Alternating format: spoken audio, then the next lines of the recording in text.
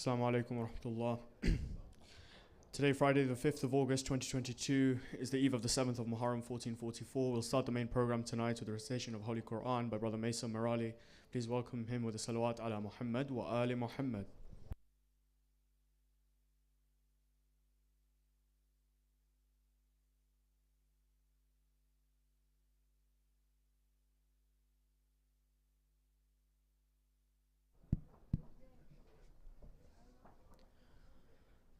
أعوذ بالله من الشيطان الرجيم. بسم الله الرحمن الرحيم. ربنا آمنا بما أنزلت واتبعنا الرسول فاكتبنا مع الشاهدين. ومكروا ومكر الله والله خير الماكرين. إذ قال الله يا عيسى إني متوفيك ورافعك إلي ومطهرك من الذين كفروا وجاعل الذين اتبعوك فوق الذين كفروا إلى يوم القيامة ثم إلي مرجعكم فأحكم بينكم فيما كنتم فيه تختلفون. فأما الذين كفروا فأعذبهم عذابا شديدا في الدنيا والآخرة وما لهم من ناصرين. وأما الذين آمنوا وعملوا الصالحات فيوفيهم أجورهم والله لا يحب الظالمين. ذلك نتلوه عليك من الآيات والذكر الحكيم. إن مثل عيسى عند الله كمثل آدم خلقه من تراب ثم قال له كن فيكون. الحق من ربك فلا تكن من الممترين. فمن حاجك فيه من بعد ما جاءك من العلم فقل تعالوا ندع أبناءنا وأبناءكم ونساءنا ونساءكم وأنفسنا وأنفسكم ثم نبتهل فنجعل لعنة الله على الكاذبين. صدق الله العلي العظيم.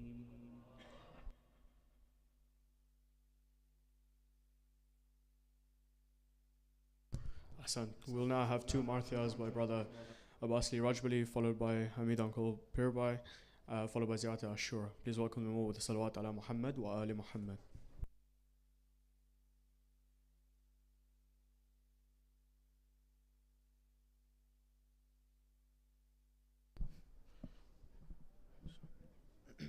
Salawat.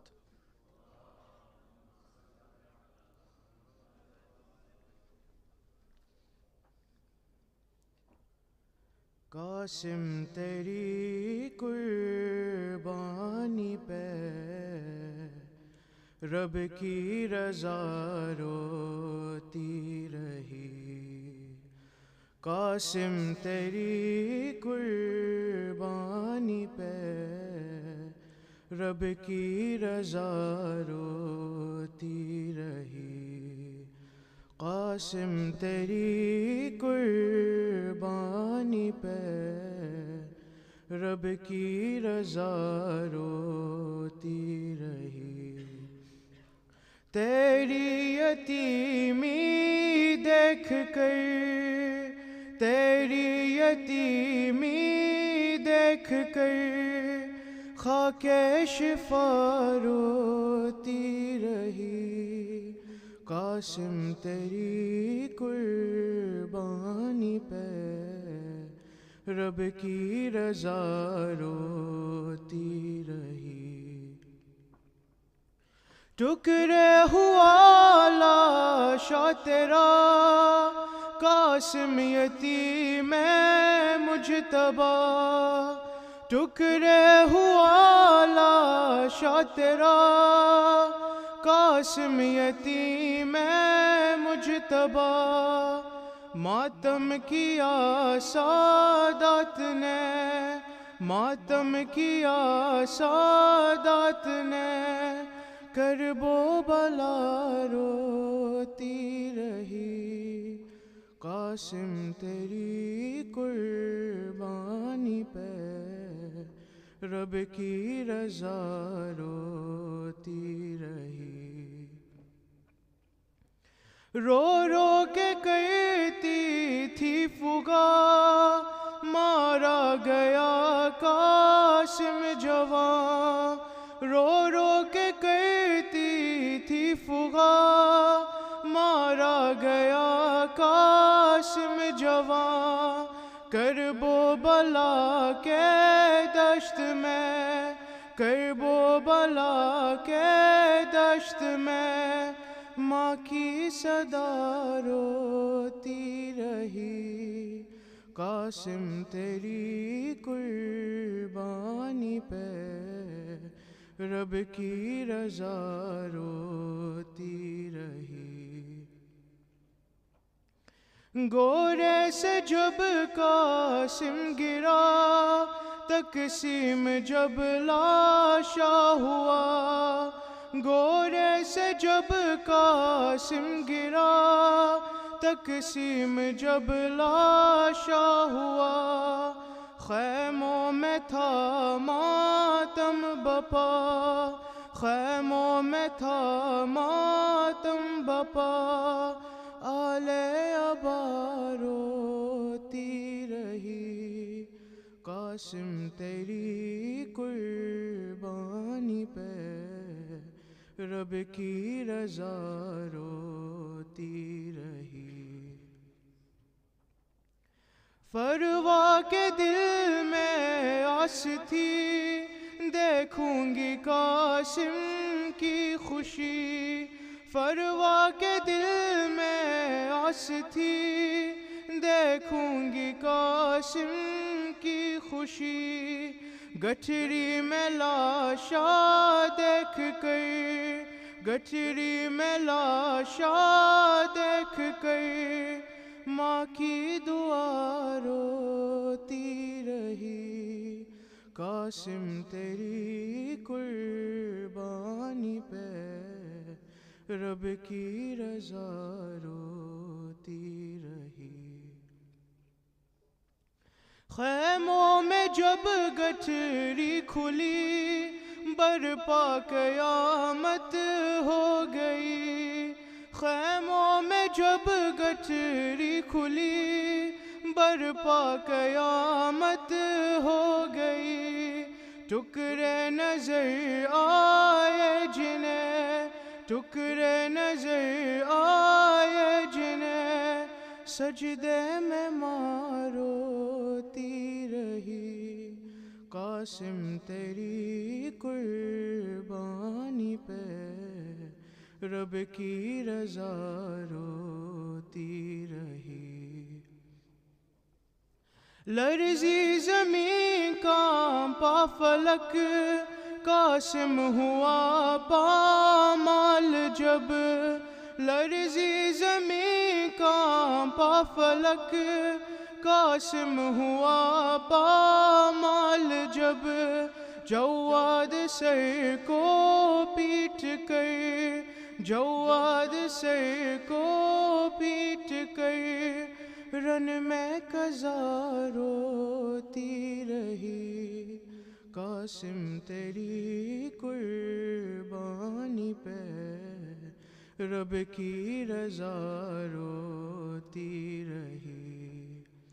تیری یتیمی دیکھ کر، تیری یتیمی دیکھ کر، خاک شفا روتی رہی۔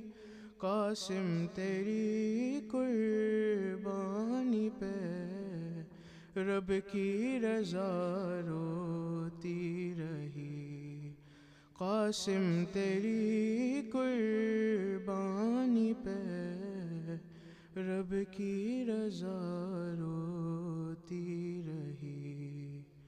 صلوات۔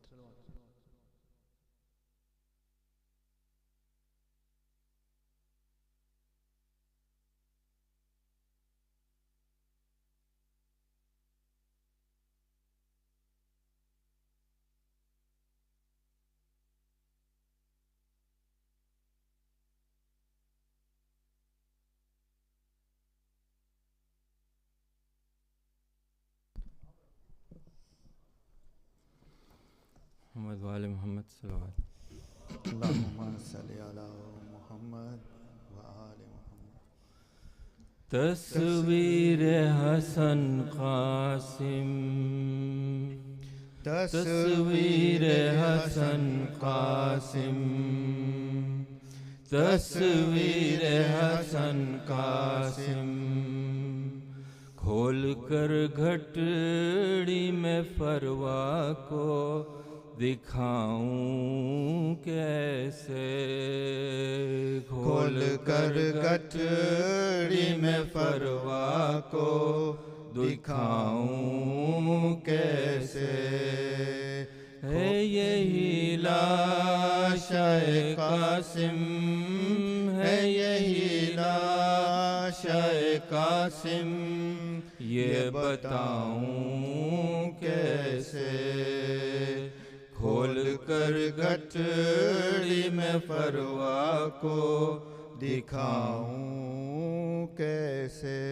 خون سے لال ہوئی ہے کبھی مقتل کی زمین، کہیں بازو ہے پڑے سینہ، کہیں سر ہے، کہیں جوڑ کر ٹکڑے بدن پھر سے بناؤں کیسے، ہے یہی لاشائے قاسم، ہے یہی لاشائے قاسم، یہ بتاؤں کیسے، کھول کر گٹڑی میں فروا کو دکھاؤں کیسے، میرے بھائی کی نشانی میرا تارا تھا یہی، بیوہ مادر کے بڑھاپے کا سہارا تھا یہی، ماں کا دکھتا ہوا دل اور دکھاؤں کیسے، ہے یہی لاشائے قاسم، ہے یہی لاشائے قاسم، یہ بتاؤں کیسے، کھول کر گھٹڑی میں فروا کو دکھاؤں کیسے، سخت مشکل میں ہوں مشکل سے چھڑاؤ عباس، بات شبیر کو یہ آ کے بتاؤ عباس، خیمہ مادر دلگیر میں جاؤں کیسے، ہے یہی لاشائے قاسم، ہے یہی لاشائے قاسم، یہ بتاؤں کیسے، کھول کر گٹڑی میں فروا کو دکھاؤں کیسے، بے سہارا کو یہاں کون سہارا دے گا، میں جو رویا تو اسے کون دلاسا دے گا. سامنے ماں کے میں خود اشک بہاؤں کیسے. ہے یہی لاشائے قاسم، ہے یہی لاشائے قاسم، یہ بتاؤں کیسے. کھول کر گھٹڑی میں فروا کو دکھاؤں کیسے. خون کے اشک نگاہوں سے بہا کر یہ کہا، شاہ نے کبرا کو سینے سے لگا کر یہ کہا، میں یہ اجڑا ہوا گھر تیرا بساؤں کیسے.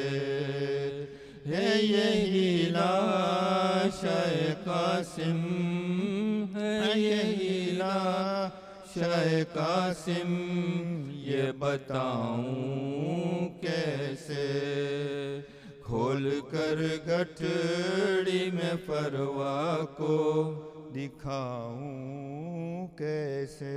رن سے لوٹ آئے گا کچھ دیر میں میرا دلبر، خاک پر بیٹھی یہی سوچ رہی ہے مادر. خاک سے مادر قاسم کو اٹھاؤں کیسے. ہے یہی لاشائے قاسم، ہے یہی لاشائے قاسم، یہ بتاؤں کیسے. کھول کر گھٹڑی میں فروا کو دکھاؤں کیسے. آنکھ میں اشکوں کا دریا تھا علی نور علی، لب پہ شبیر کا نوحہ تھا علی نور علی. ہائے تقدیر کے لکھے کو مٹاؤں کیسے. ہے یہی لاشائے قاسم، ہے یہی لاشائے قاسم، یہ بتاؤں کیسے. کھول کر گٹڑی میں فروا کو دکھاؤں کیسے. کھول کر گٹڑی میں فروا کو دکھاؤں کیسے. محمد وآل محمد صلی اللہ علیہ وسلم.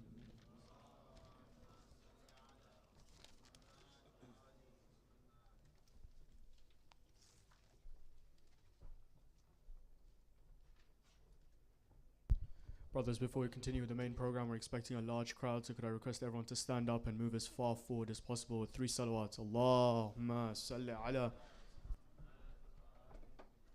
Allahumma salli ala. Allahumma salli ala.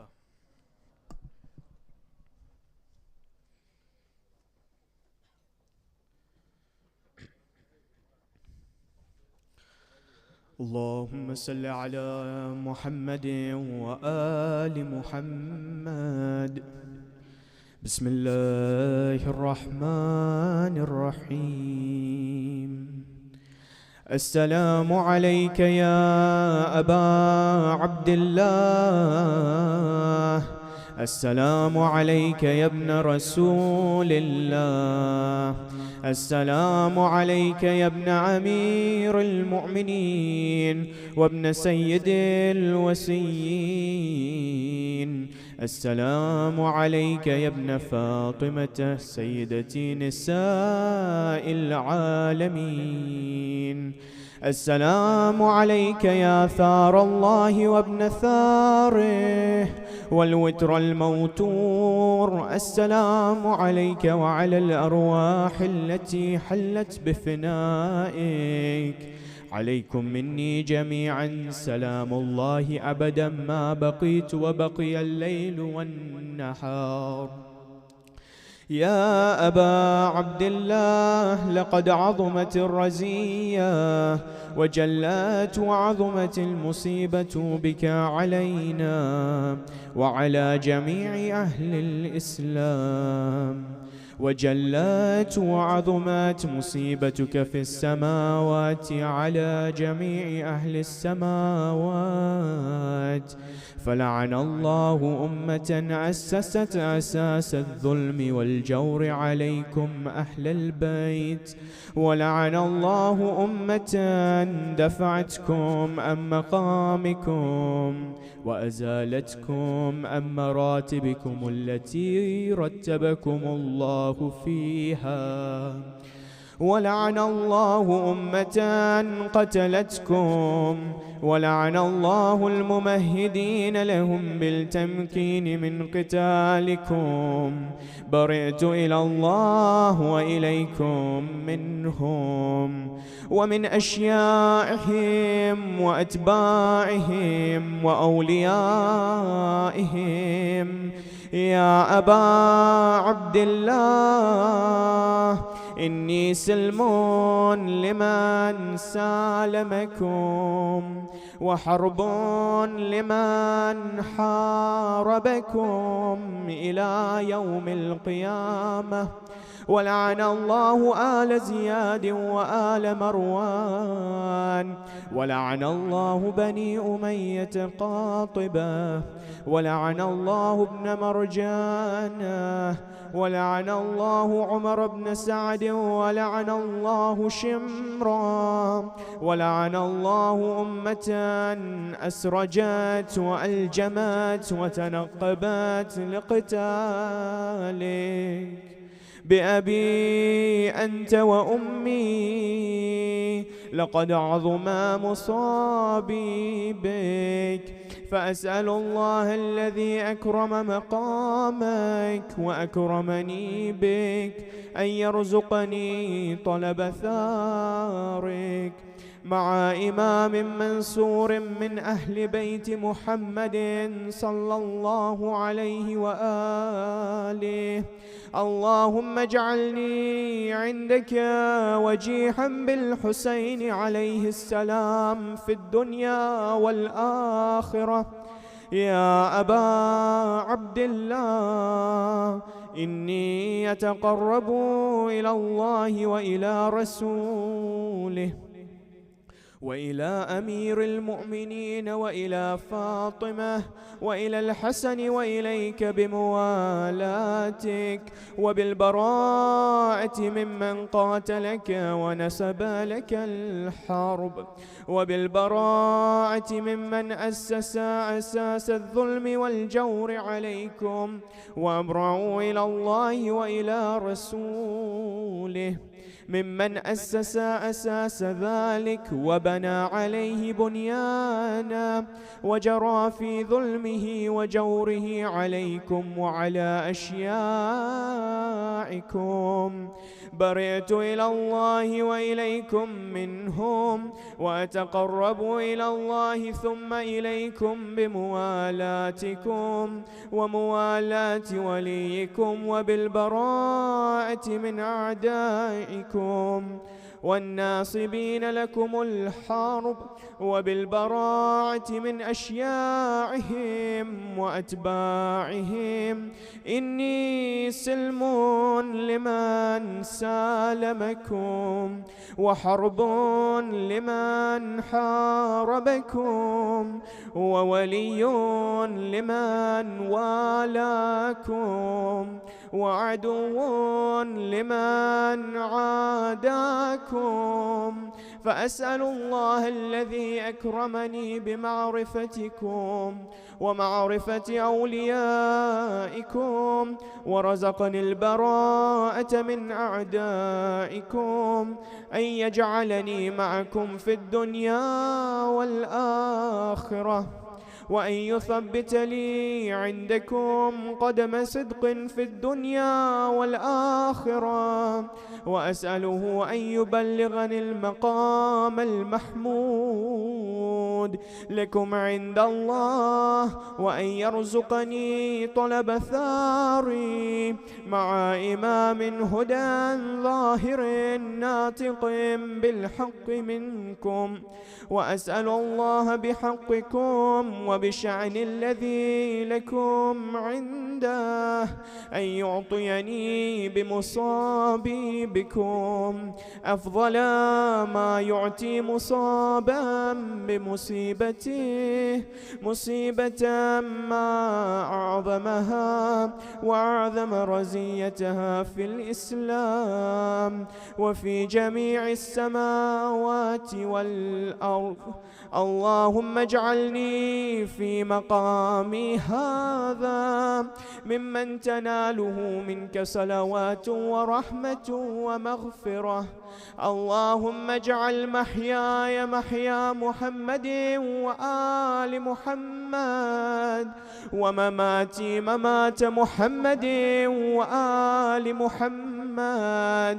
اللهم إن هذا يوم تبركت به بنو أمية وابن آكلة الأكباد اللعين ابن اللعين، على لسانك ولسان نبيك صلى الله عليه وآله في كل موطن وموقف وقف فيه نبيك صلى الله عليه وآله. اللهم لعن أبا سفيان ومعاوية ويزيد بن معاوية، عليهم منك اللعنة أبد الآبدين. وهذا يوم فرحت به آل زياد وآل مروان بقتلهم الحسين صلوات الله عليه. اللهم فضاعف عليهم اللعن منك والعذاب الأليم.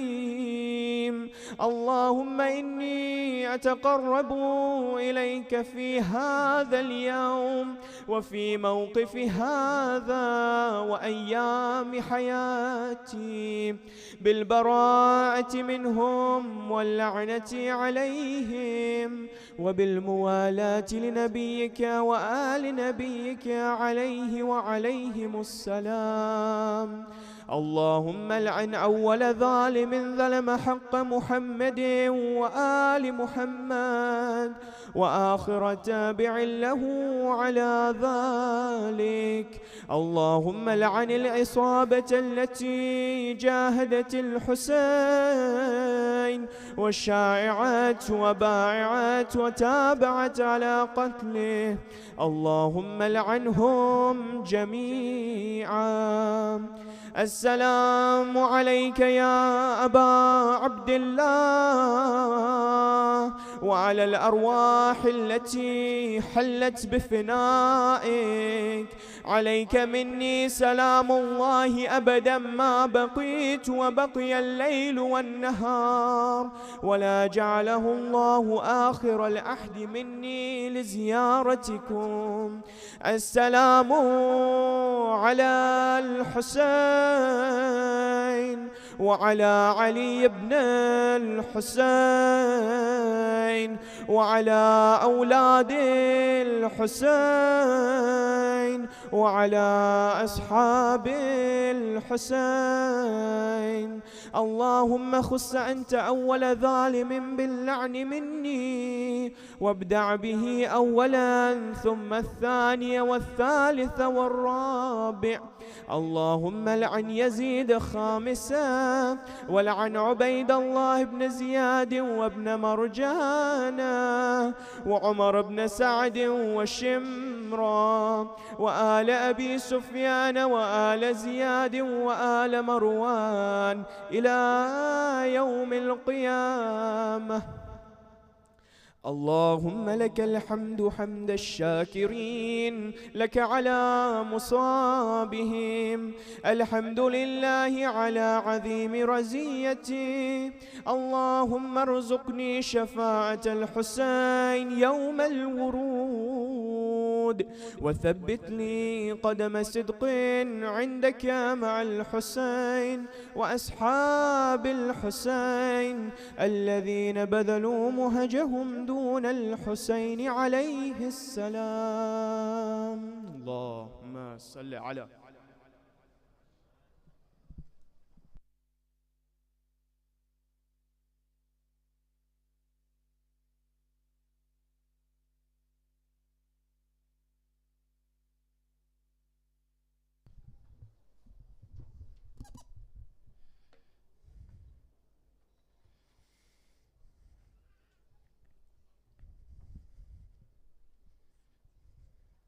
صلوا على محمد وآل محمد.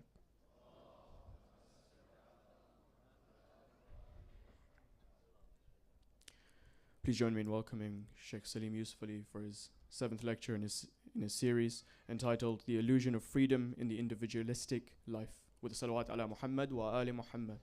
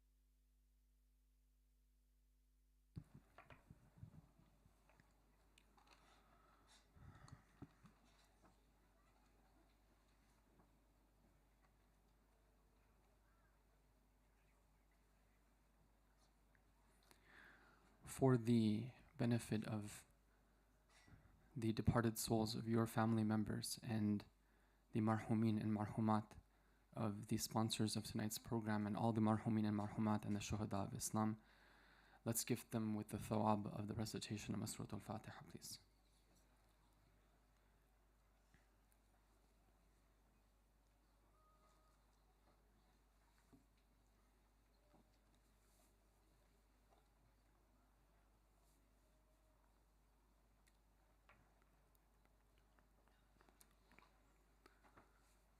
أعوذ بالله من الشيطان الرجيم.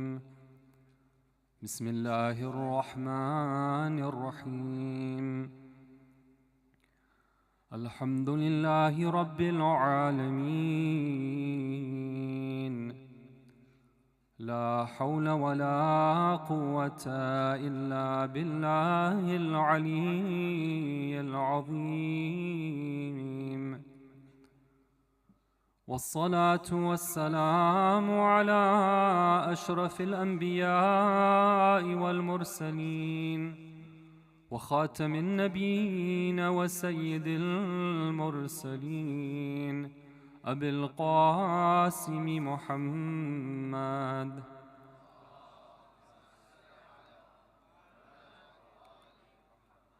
وعلى آل بيته الطيبين الطاهرين المعصومين المظلومين. ولعن الله الدائم على أعدائهم أجمعين من يومنا هذا إلى قيام يوم الدين. السلام على الحسين وعلى علي بن الحسين وعلى أولاد الحسين وعلى أصحاب الحسين. Respected elders, brothers and sisters, on this 7th evening of Muharram, as we've gathered here to inshallah commemorate the martyrdom of Imam Hussain alayhi salam and his family, inshallah we can express our condolences to the Imam of our time on this occasion and seek his special attention to our gathering by, number one, getting up and moving closer to the front so there's room for those who are in the back, and number two, reciting a united, beautiful salawat ala Muhammad wa ali Muhammad.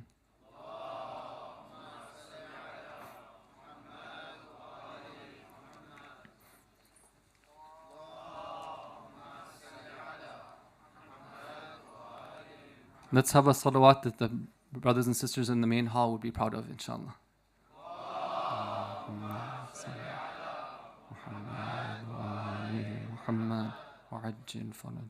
Alhamdulillah. Brothers and sisters, the topic that we have been focusing on has been the enlightened journey of Imam Hussain alayhi salam. And what we've seen through the nights has been Imam Hussain alayhi salam's stance. His position was one in which many, because of the culture at that time, because of their ideology, they abandoned Imam Hussain alayhi salam at the time of need.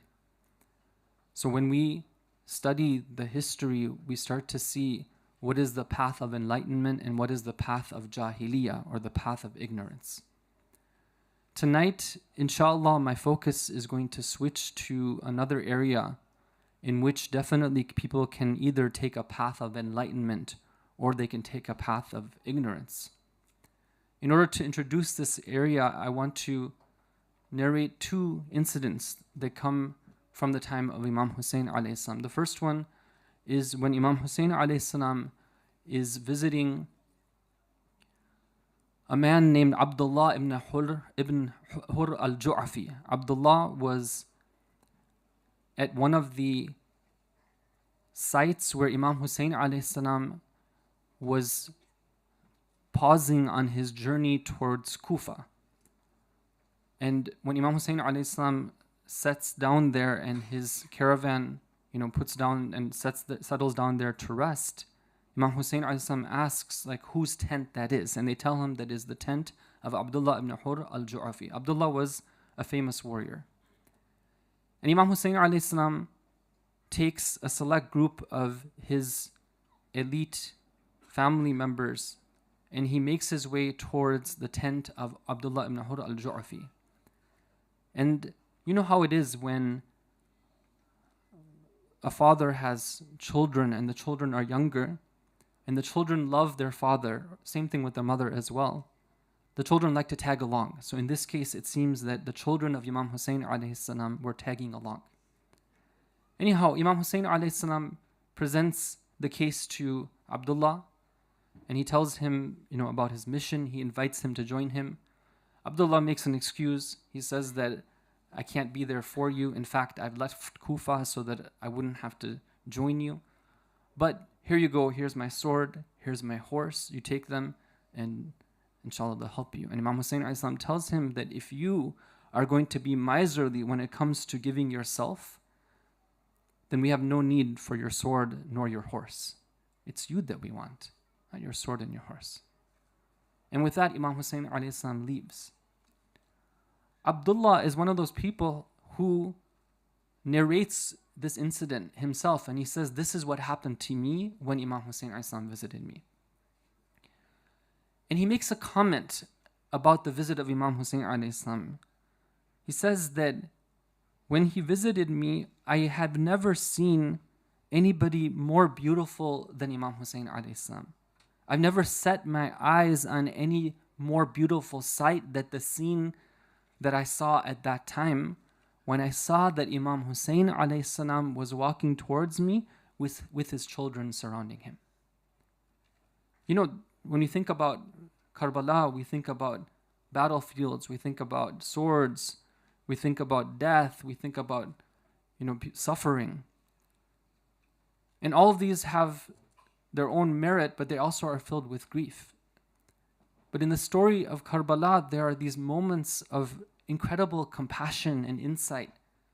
And one of them is this, where we see the love of Imam Hussain alayhi salam for his family. In one poem that's attributed to Imam Hussain alayhi salam, you probably heard it before, but this is a good occasion for us to remind ourselves about it.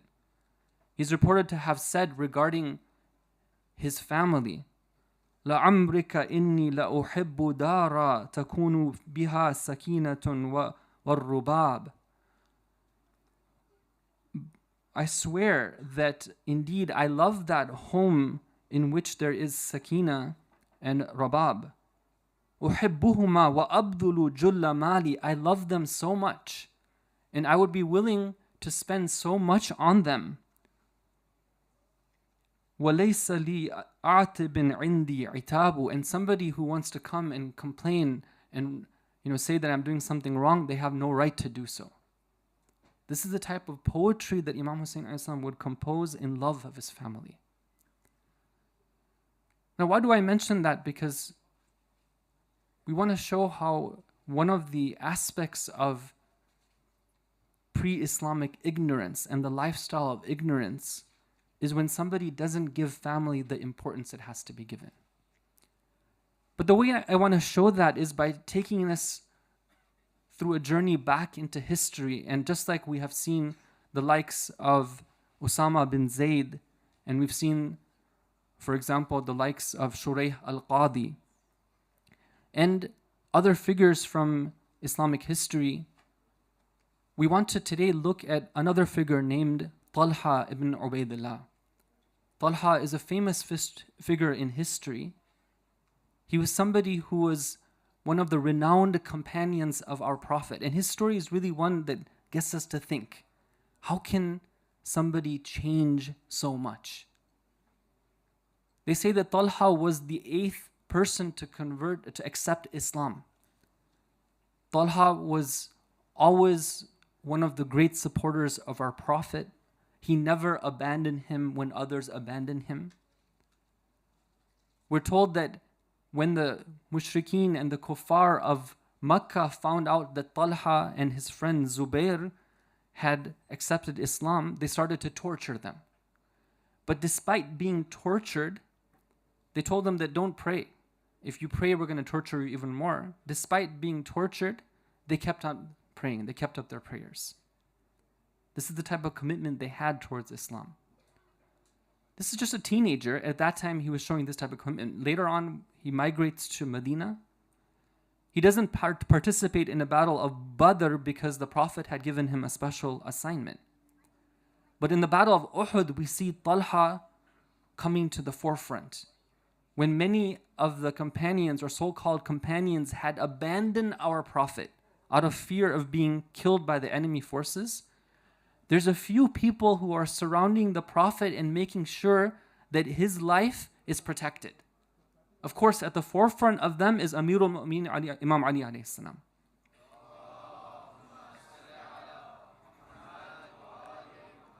But one of them is Talha. And Talha fought so bravely, they say that he even lost one of his fingers in the battle. And at one point, he sees that the Prophet he got injured, and he's now fatigued, and the Prophet is praying, and Talha sees that the situation is a little bit, perhaps, dangerous for the Prophet. So he actually picks up our Prophet, the blessed body of our Prophet, and he holds him on his shoulder, and he takes him to safe ground. These are the type of sacrifices that Talha had given in his younger years. Later on, we see that Talha is one of those who rushed to the support of Imam Ali alayhi salam after the death of our Prophet. He also gathered at the house of Fatima alayhi salam, and he was supportive of Imam Ali. He was one of the first to give allegiance to Imam Ali alayhi salam. But then a change occurs. And this change we see in a number of figures who eventually become the enemies of the Ahlul Bayt alayhim salam. And if you wanted to make a timeline of their life, this is the way it works. The first part of their life is one where they are adherents to the wilaya and the authority of the Ahlul Bayt alayhim as-salam. And then there's a time period where they become a little bit kind of, uncommitted to being the Shia of the Ahlul Bayt.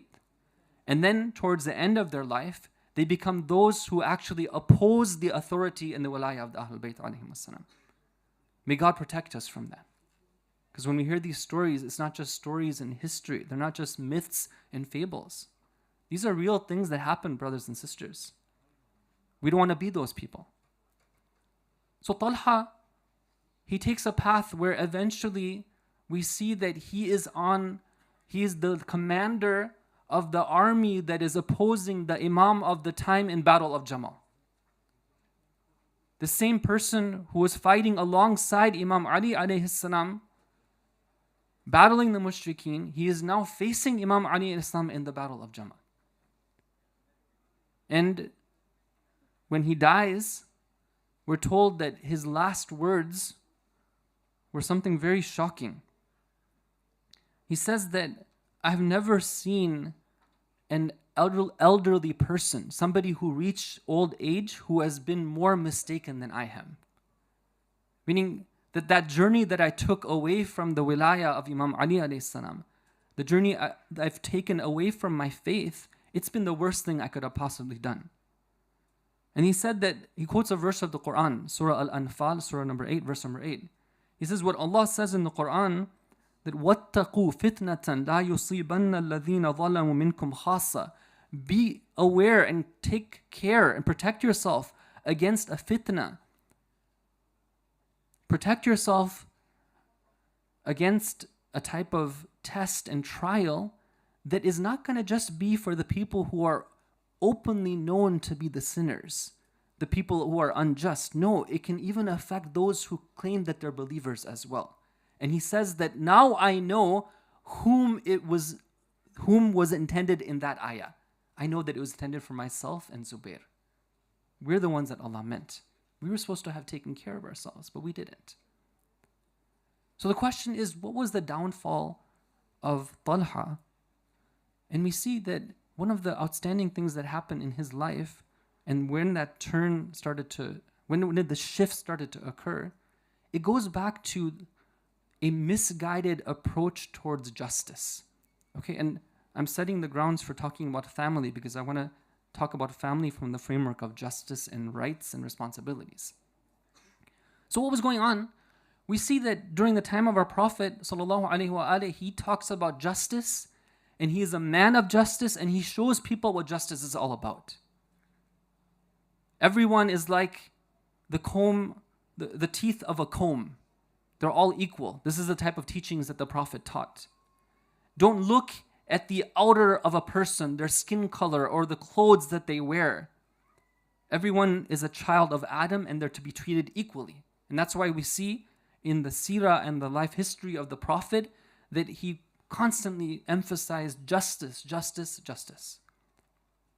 And this continued until the time of the second Khalifa in particular, where he has another idea of justice, and he's influenced by the way that things are being done in other lands and other empires, the Romans and the Persians. So what does he say? He says that we have all this money coming into the public treasury. Until now we divided it equally, but now we're going to change things up. No longer is it the case that everyone is equal.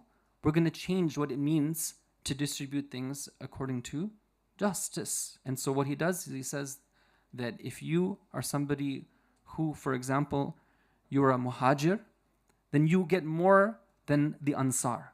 If you migrated, then you get more than the Ansar who are the helpers in Medina. If you are a muhajir and you're from the Quraysh, then you get more than those who were non-Quraysh. Okay, now he starts going further. If you are an Arab, then you get more from the public treasury than if you are a non-Arab. And it continues. If you are a veteran of the Battle of Uhud and Badr, then you get more than if you weren't veterans of these battles. If you converted to Islam and you reverted to Islam before the Fath, before the conquest of Makkah, then you get more than those who reverted to Islam after the conquest of Makkah. If you come from a noble family, then you get more than the families which are really not known. And even though when we think about things now, we say that that's hideous, right? What kind of Islam is that? Right? That's actually what took place in history. And now we see that those companions who previously had sacrificed so much, giving up even his finger, risking his life, when he's tested at this time, we see that he fails the test. And he becomes one of those who gets indulged in the life of this world. Yesterday, I gave you the example of Sa'd ibn Abi Waqqas and how he had his own palace, remember? That was given a special name, Qasr Sa'd. Here we see that Talha also has his own palace, which is known as Talhiyin. And people would say that, his palace is better than the palace of the Caesars and the pharaohs and the caliphs. They said that if we had the type of wealth that he would have, then we'd be able to take care of a lot of the poverty that exists in the Muslim world right now. That's how much wealth that he had amassed. Now, what is the sickness that has developed here? What do we see the re-emergence of in the society? It is a pre-Islamic aspect which is now coming back again, which is the notion that justice is not something which is an absolute standard. Rights do not come from anywhere which is absolute. We get to make the rules about how we want to be just. We're the ones who say what's right and what's wrong. Now this is very important because now let's go to the modern world.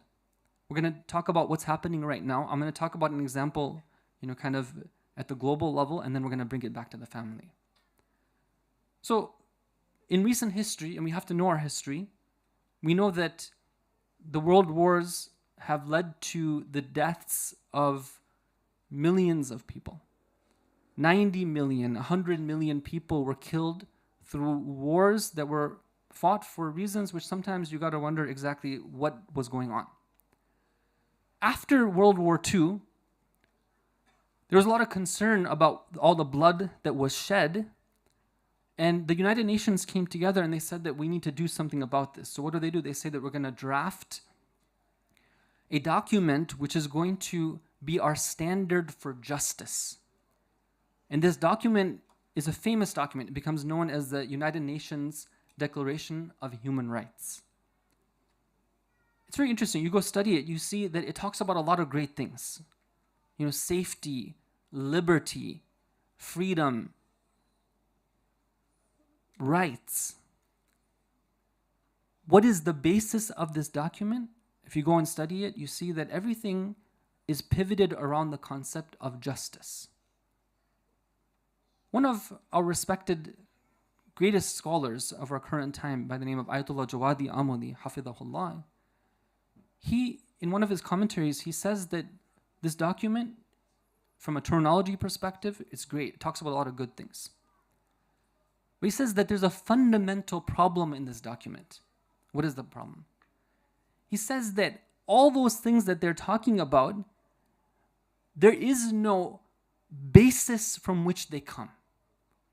They're just things that the delegates had agreed upon. They said that we're going to respect the life and liberty and property of every human being. Everyone has the right to live like this. Everyone has the right to live in peace. But there is no source that they're going back to, which is informing them that this is not only justice, but this is how you implement justice. And that's the fundamental flaw.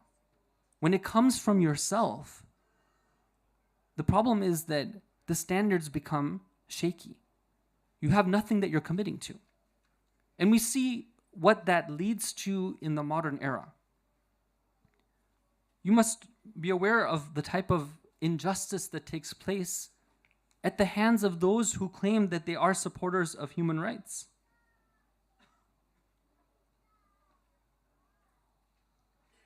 You see, for example, the United Nations Secretary General just recently, what does he say? He says that Israel should be added to a United Nations blacklist Why?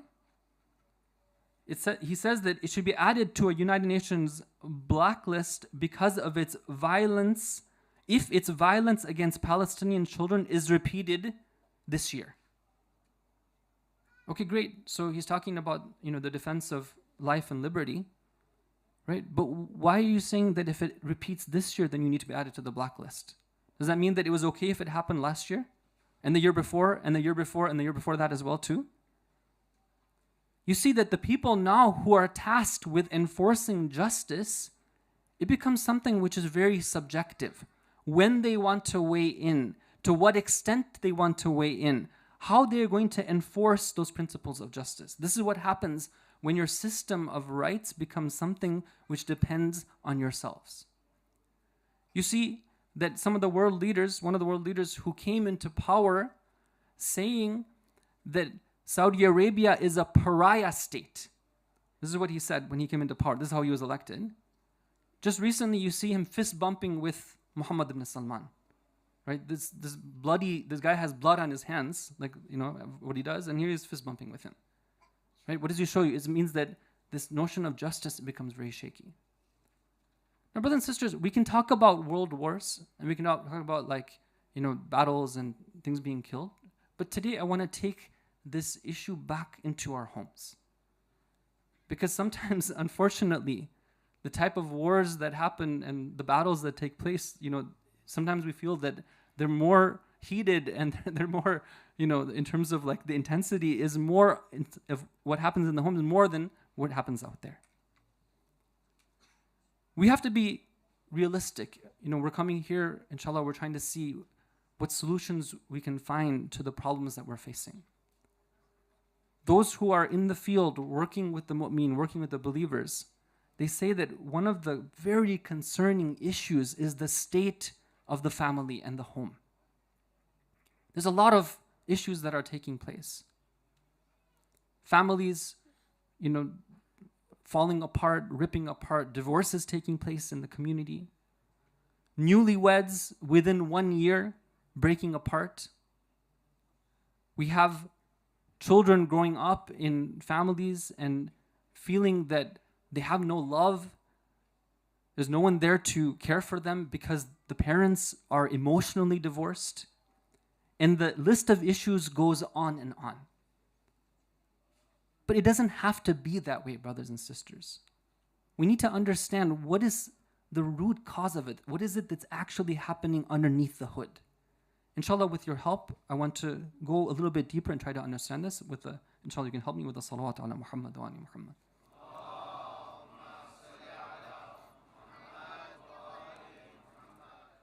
I'm going to say a few points here about marriage. And, sometimes people are a little bit concerned when you talk about marriage. They say that, oh, brother, it's Muharram, we don't want to think about marriage or anything like that. I'm not asking you to go and get married right now. Okay, so please, don't take it wrong.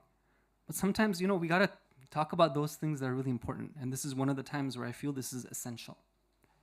Brothers and sisters, I have a chance to work with a number of the youth. One of the things that's really concerning me, that maybe is concerning you as well, is the attitude that is developing among the youth, which is an attitude of being anti-marriage.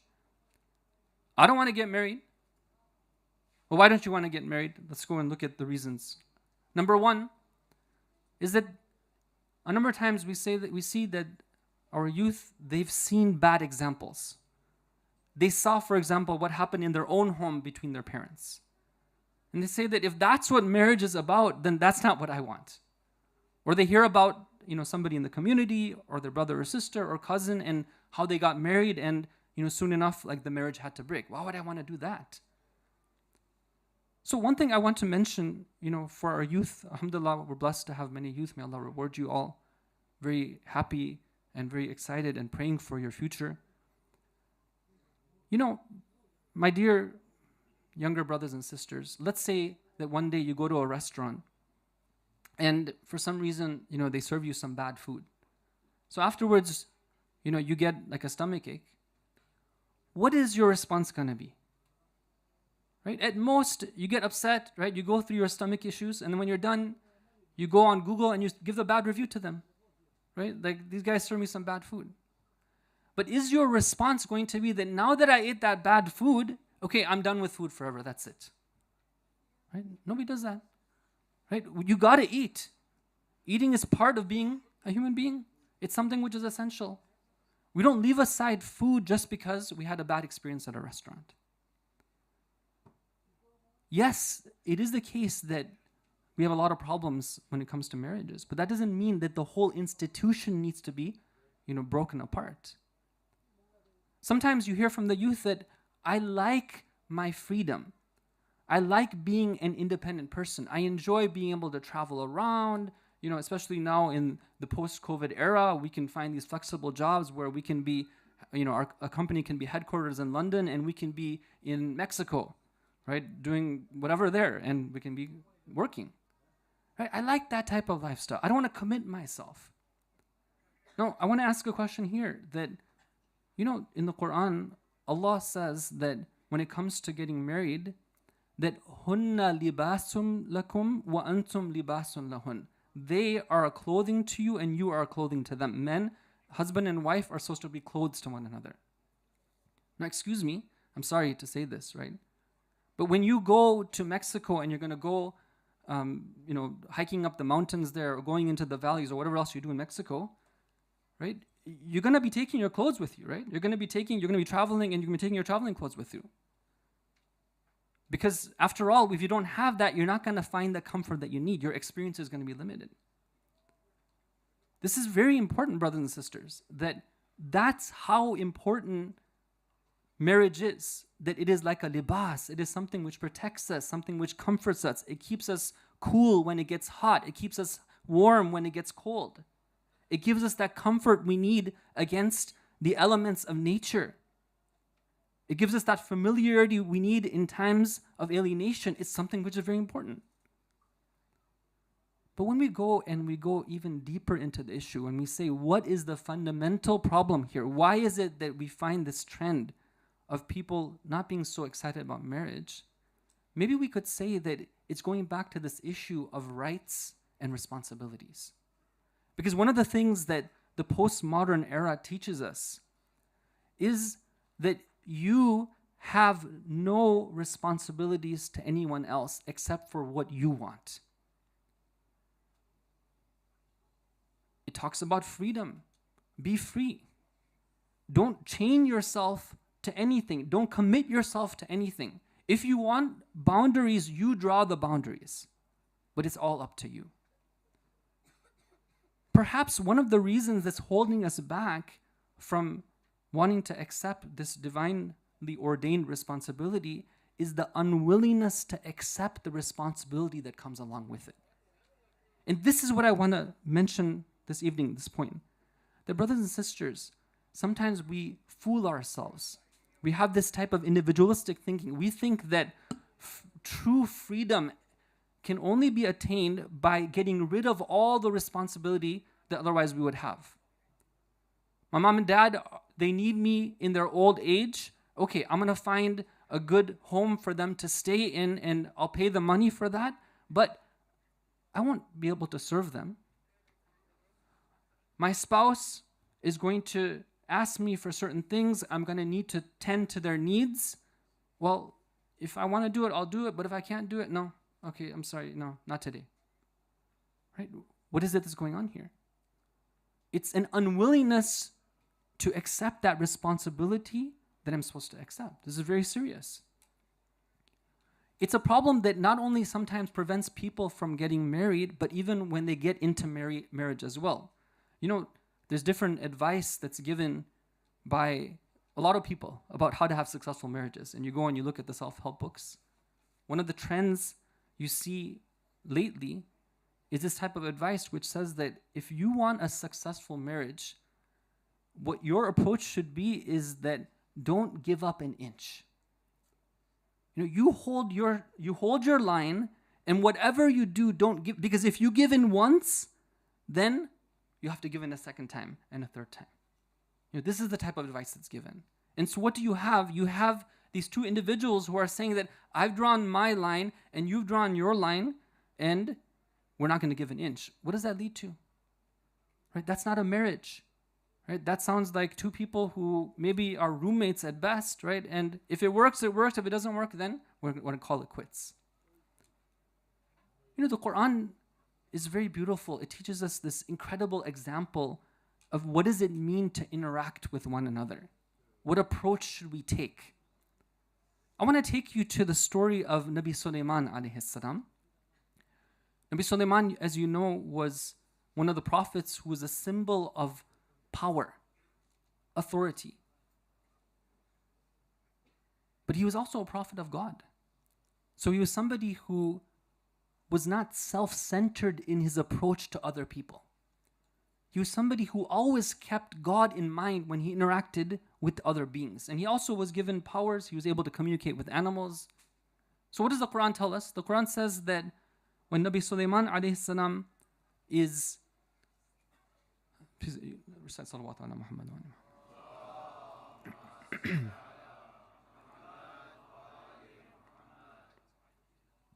One more salawat, please.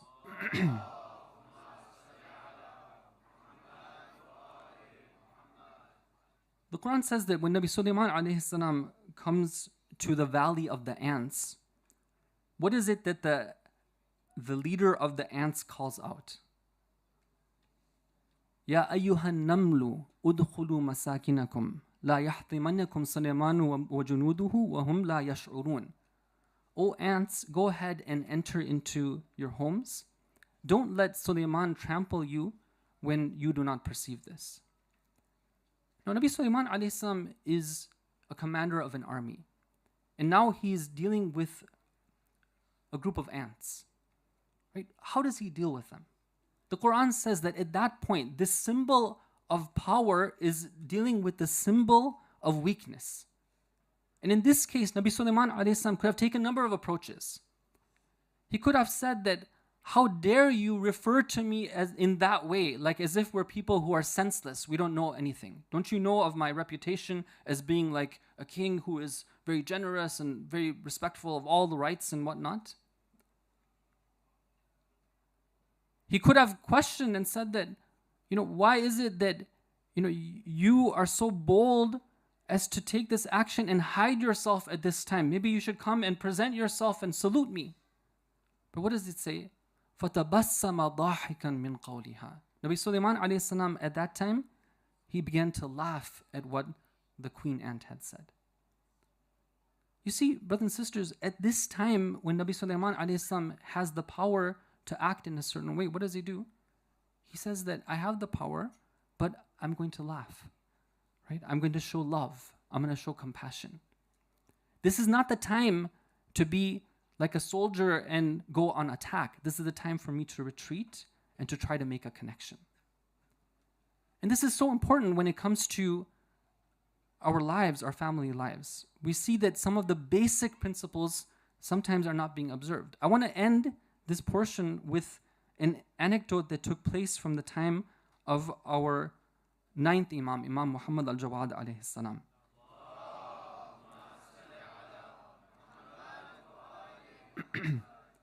It's a very insightful anecdote. And one of the things I would say is that sometimes we look for self-help in all these books, 7 secrets for a highly successful marriage and family life and raising children and whatnot. And we are not appreciative or we're not aware of the wisdom that lies in the teachings of the Ahlul Bayt alayhim as-salam. This is one of those hadith. The Imam alayhi salam, there was one of his companions who one time comes to him and he says that my father is a nasibi. My father is one of the people who hates the Ahlul Bayt alayhim as-salam. I need some advice. How do I deal with him? Right? There's a family conflict right here. Now this could be between a son and a father. It could be between a daughter and her mother or a daughter and her father. It could be between a husband and a wife. The same principles apply. So he says that I'm troubled with this. I've tried different things. My father is just not, he always is attacking me. He's always on my case. What should I do? Should I go all out and battle him? Should I start just like when he brings up something and he insults, the Ahlul Bayt, should I go and respond to him? What approach should I take? So what does the Imam alayhi salam say? First of all, he says to him, this is in the form of a letter. He says to him that you should know that I'm praying for you. Right? You should know that the difficulties you're going through, you're not alone in these difficulties. I'm there with you. Right? We're not alone. Sometimes we think that the challenges we face inside our homes, they're so difficult, we don't know what to do. We're not alone. Then what does he say? He says, number one, وَالْمُدَارَاتُ خَيْرٌ لَكَ مِنَ الْمُكَاشَفَةِ. He says that if you have family conflict, your number one approach should not be that you go head to head. Right? Your number one approach should be what's called mudara, which means an approach of gentle tolerance. Where does this approach come from? It comes from knowing that it's not about just me and this person right here. It's about me being in the presence of Allah. Right? This is so important. Nabi Sulaiman alayhi salam, how does he approach it? He had all the power in the world. He could have said that, I don't care about you. I'm just going to trample you even though you said not to. But he laughs at that case. The approach of gentle tolerance is something which is very important. He says that that's number one. Number two, he says that you should know that indeed with difficulty is ease. You're going through these challenges, but you should know that within those challenges, there's opportunities for growth for you. Sometimes we're tested at home. We're tested to be patient. We're tested to hold our tongue. Right? We're tested to take a long-term approach, a strategic approach where we don't react immediately. It's very difficult.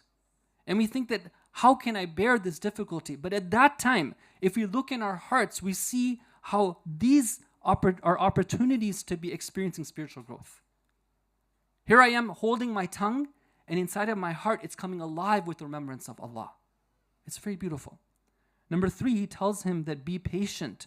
فَإِنَّ الْعَاقِبَةَ لِلْمُتَّقِينَ. Be patient because at the end, the success is going to be with the people of taqwa. And number four, he reminds him that at the end of the day, we're all under the wilaya of Allah. We're all under Allah's governance. And then what happens? After some time, his companion gets his advice, and then he writes him a letter back. He says that, oh my Imam, I applied these principles, and my father now has accepted your love in his heart, and every position that I take, he is with me in that position. Sallu ala Muhammad wa ala Muhammad.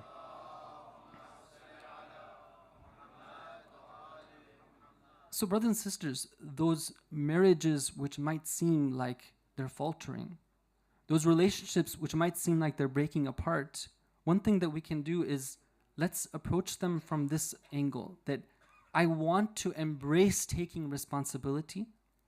I want to take the approach of a long-term approach, thinking strategically. And I want to have hope that Allah is with me as I try to go about these things. This issue of family is extremely important. This issue of marriage is extremely important. Our next topic, inshallah, will have to do with raising children in the modern era and some of the challenges that come from that. But for now, the focus has been on this bond between the husband and wife. Inshallah, with the barakah of this majlis, this is something that we can work on. Wa sallallahu ala Muhammad wa alihi tahirin.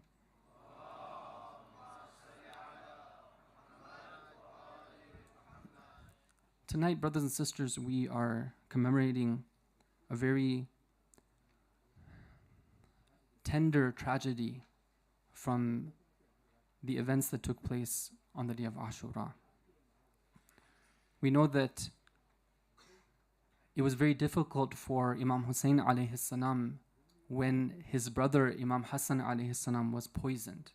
And Imam Hussain alayhi salam goes to him at that time. And when he sees the condition of his older brother, he begins to cry. And Imam Hasan alayhi salam asks him that, oh my brother, why are you crying like this? And he says, I'm crying because I'm seeing you in this state. And Imam Hasan alayhi salam tells him that famous line that, O Abu Abdullah, La yawma ka yawmika ya Aba Abdullah. There is no day like your day, Abu Abdullah.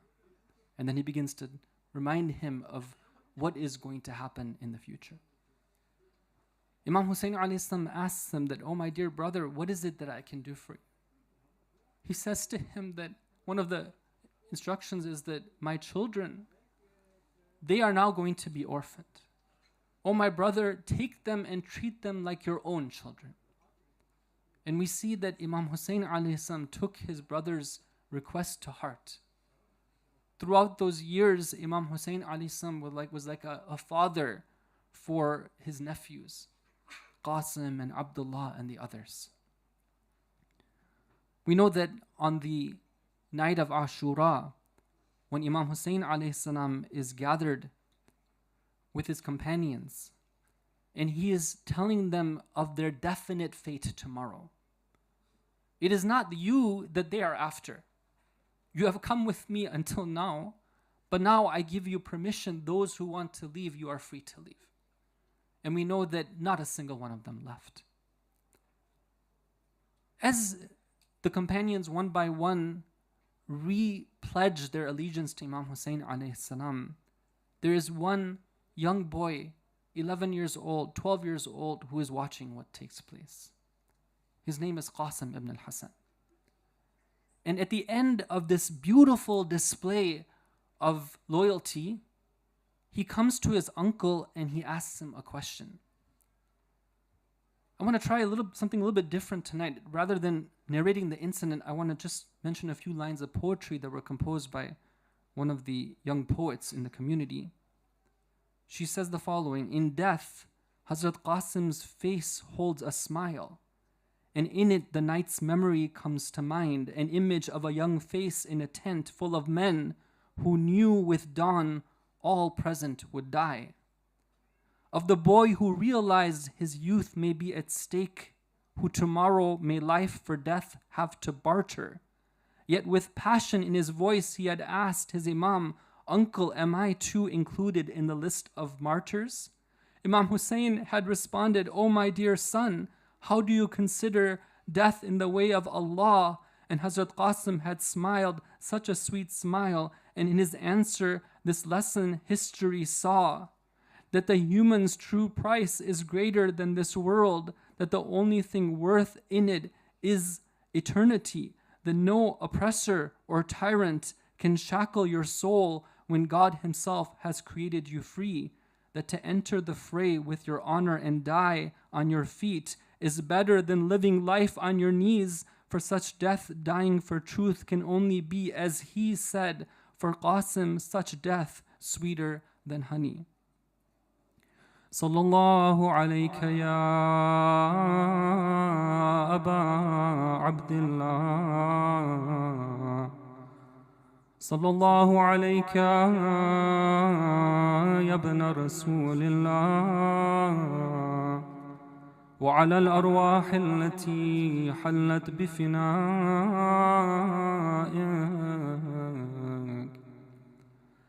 Peace and blessings of Allah be upon Imam Hussain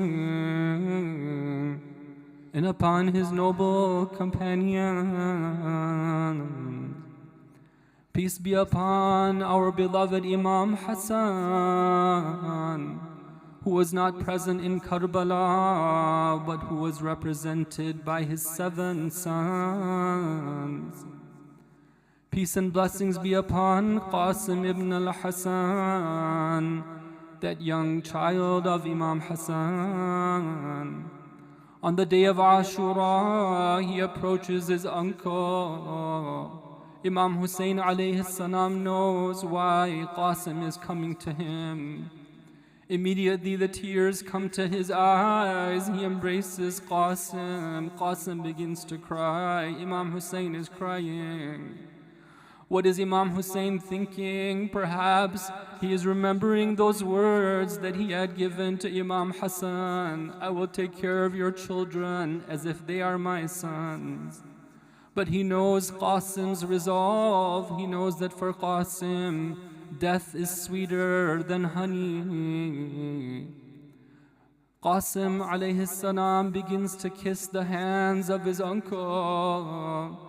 He really wants him to agree, to accept for him to go to the battlefield. Eventually Imam Hussain alayhi salam says, "My dear nephew, you have permission to proceed." Brothers and sisters, every soldier that goes towards the battlefield, they have armor, they have a shield. But when Qasim goes to the battlefield, he has no armor, he has no shield. They say that even the buckle of his sandal had come loose. Why doesn't he have armor? Because he's just a child facing an army of men. Humayd ibn Muslim from the enemy army says that as if we saw the new moon on a dark sky, this child's face was so beautiful. I can picture him coming to us. He was crying out something. What is it that he was saying? إن تنكروني فأنا فرخ الحسن سبط النبي المصطفى المؤتمن هذا الحسين كالأسير المرتهن بين أناس لا سقوا صوب المزن. If you don't know who I am the son of Hasan, the grandson of the Prophet, the one who was known as the trustworthy one. This is Hussein, he is a prisoner amongst the people. May Allah deprive them of that water which is quenching and nourishing. Qasim is facing an army of men. They raise their swords, they come towards him. But there is one man among them. He says to Humayd, he says that by Allah, I'm going to attack this child. Humayd looks at him in disgust. Why do you say this? Don't you see there's an entire company of men going towards him? That will be enough. He says that no, I want to go and end his life. What cruelty. He goes towards the child. We see that the child is now crying out. What is he saying? Oh my uncle, come to me. Qasim ibn al-Hasan alayhi salam falls to the ground. Imam Hussain alayhi salam rushes to his side. He comes to the aid of his nephew. There is some commotion, it's not clear what happens at that time. But we see when the dust settles, the uncle is at the side of his nephew. He is crying out, Oh Allah, by Allah, it is so difficult for your uncle, for you to have called him, and for him not to have assisted you. Oh Qasim, this is the day when there are many who are thirsty for our blood, but our supporters are so few. We saw that Imam Hussain was hugging Qasim before he went to the battlefield. There is one time more where Imam Hussain is hugging Qasim.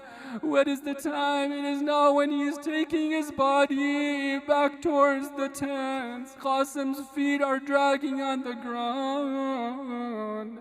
When Imam places his body next to the body of Ali Akbar, it seems that the children and the women find this very difficult. He turns to them and he tells them, be patient, oh my children. Qasim has been killed, but this day is a day of test and trial, after which we will not have to face the same thing again. لا حول ولا قوة إلا بالله إنا لله وإنا إليه راجعون. ماتم حسين.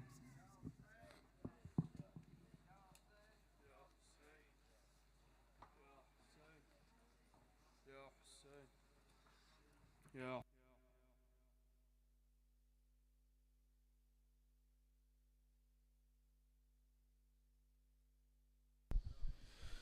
लाश क़ासिम का नजर आया, हसन याद आए। लाश क़ासिम का नजर आया, हसन याद आए। उस घड़ी रोए बहुत, उस घड़ी रोए बहुत, शह को हसन याद आए। لاشا قاسم کا نظر آیا حسن یاد آئے اور ہائے قاسم نہ تیرے ٹکڑے بدن کے ہوتے ہائے قاسم نہ تیرے ٹکڑے بدن کے ہوتے رو کے سینے سے لگا یا تو حسن یاد آئے لاشا قاسم کا نظر آیا حسن یاد آئے اور ٹکڑے قاسم کے چنے اور عبا میں ڈالے ٹکڑے قاسم کے چنے اور عبا میں ڈالے باندھ کر لاشا اٹھا یا تو حسن یاد آئے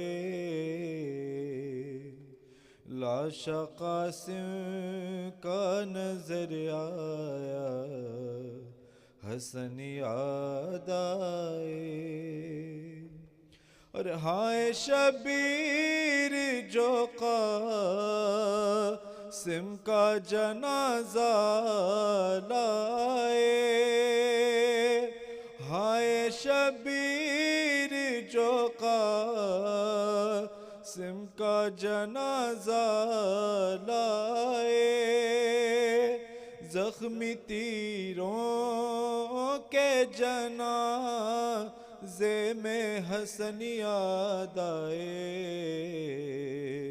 لاشا قاسم کا نظر آیا حسن یاد آئے لاشا قاسم کا نظر آیا حسن یاد آئے لاشا قاسم کا نظر آیا حسن یاد آئے لاشا قاسم کا نظر آیا حسن یاد آئے ہائے قاسم ہائے قاسم ہائے قاسم ہائے قاسم ہائے قاسم ہائے قاسم ہائے قاسم ہائے قاسم ہائے قاسم ہائے قاسم ہائے قاسم ہائے قاسم ہائے قاسم ہائے قاسم ہائے قاسم ہائے قاسم ہائے قاسم ہائے قاسم مولا کی صدا گونجی اے میرے جواں قاسم مولا کی صدا گونجی اے میرے جواں قاسم مولا کی صدا گونجی اے میرے جواں قاسم مولا کی صدا گونجی اے میرے جواں قاسم مولا کی صدا گونجی اے میرے جواں قاسم ملتا ہی نہیں تیرے ملتا ہی نہیں تیرے لاشے کا پتہ قاسم مولا کی صدا گونجی اے میرے جواں قاسم مولا کی صدا گونجی اے میرے جواں قاسم مولا کی صدا گونجی اے میرے جواں قاسم کم سن ہے مگر شیروں جیسا ہے جگر اس کا سردار جوانان جنت ہے پدر اس کا کیسے ہو بھلا تیرے کیسے ہو بھلا تیرے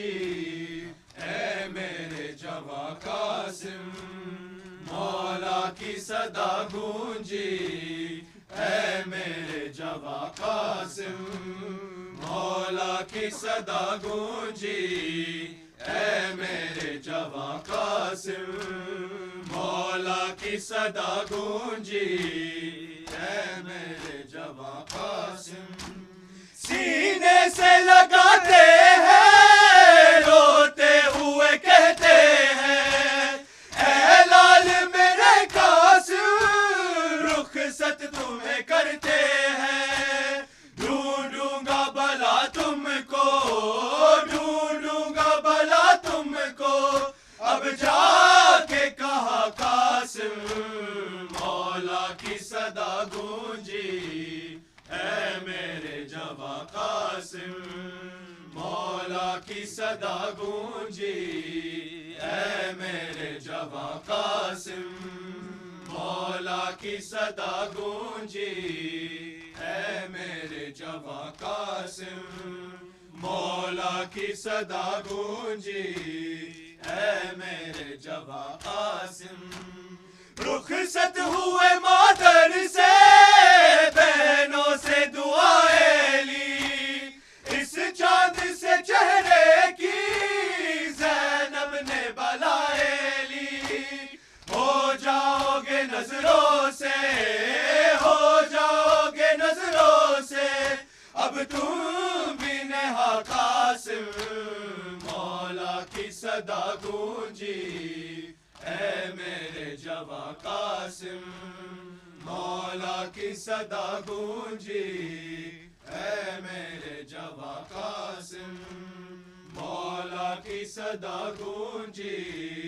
اے میرے جواں قاسم مولا کی صدا گونجی اے میرے جواں قاسم چلنی ہوا تیروں سے معصوم سا شہزادہ پورا کیا قاسم نے بابا سے کیا وعدہ آتے ہیں وہاں مولا آتے ہیں وہاں مولا گرتے ہیں جہاں قاسم مولا کی صدا گونجی اے میرے جواں قاسم مولا کی صدا گونجی اے میرے جواں قاسم مولا کی صدا گونجی اے میرے جواں قاسم مولا کی صدا گونجی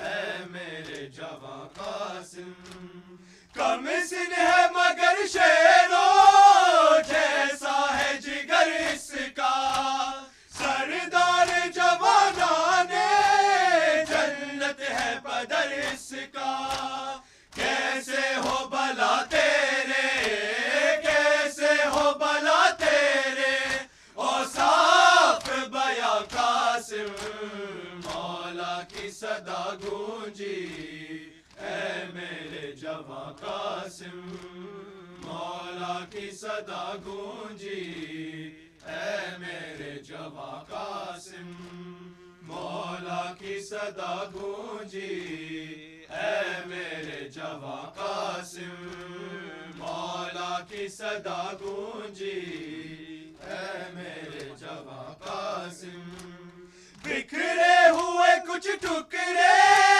میدان سے اٹھاتے ہیں یوں لاشائے قاسم کی گھٹری سی بناتے ہیں سہ پائے گی غم تیرا سہ پائے گی غم تیرا کیسے تیری ماں قاسم مولا کی صدا گونجی اے میرے جواں قاسم مولا کی صدا گونجی اے میرے جواں قاسم مولا کی صدا گونجی اے میرے جواں قاسم مولا کی صدا گونجی اے میرے جواں قاسم کم سن ہے مگر شیرو جیسا ہے جگر اس کا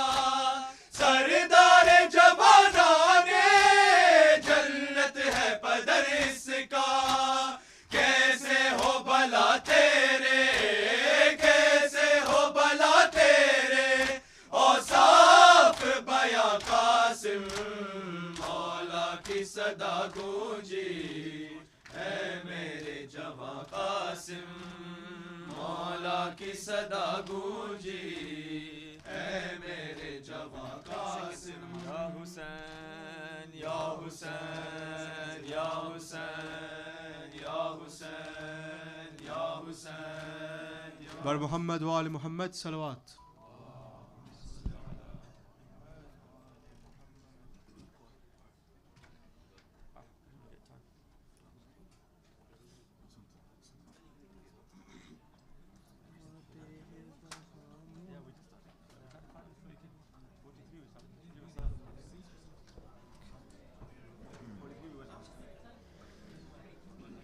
سبحان الله والحمد لله ولا إله إلا الله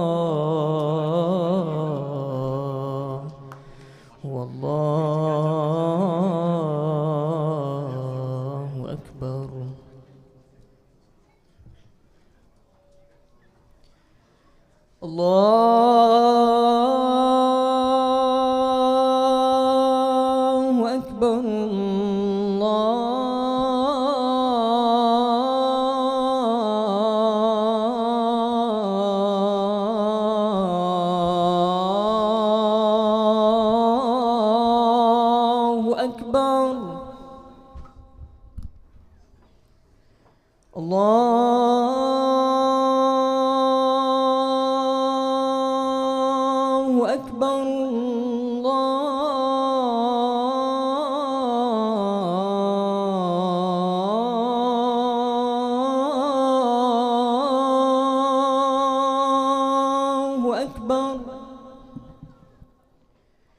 أشهد أن لا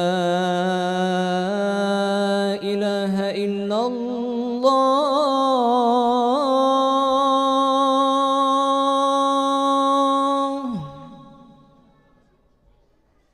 أشهد أن لا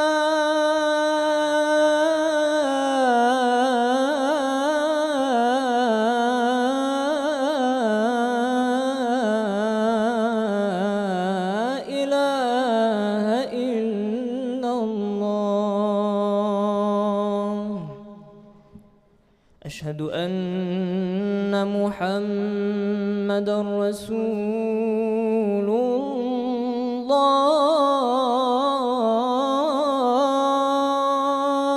الله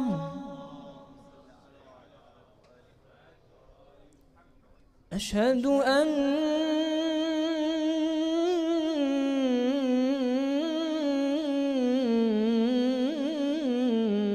محمد رسول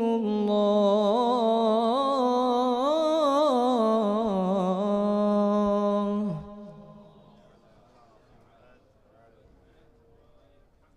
أشهد أن عليا ولي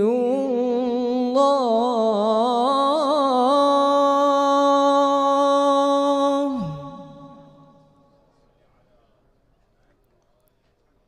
أشهد أن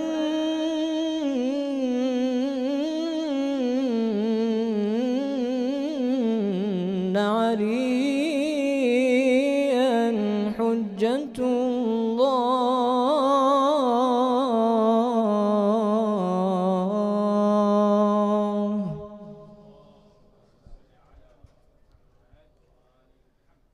حي على الصلاة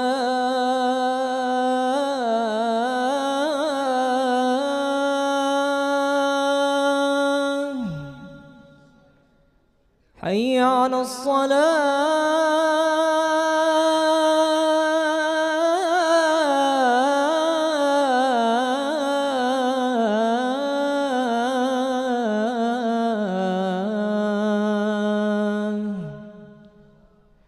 حي على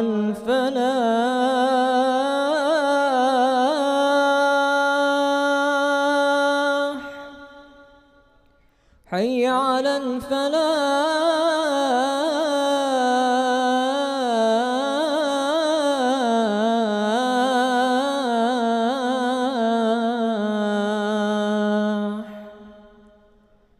حي على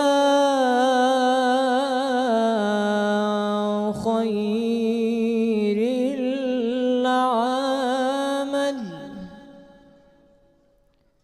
حي على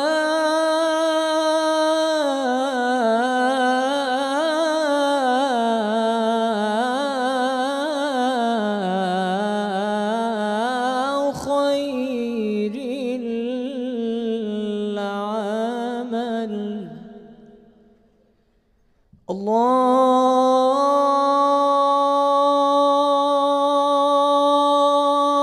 أكبر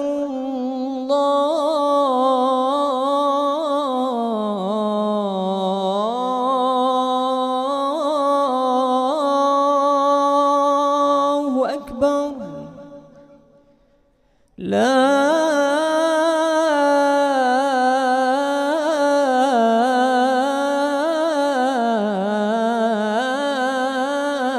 إله إلا الله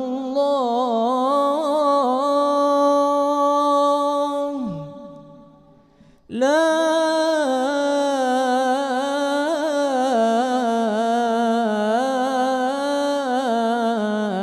إله إلا الله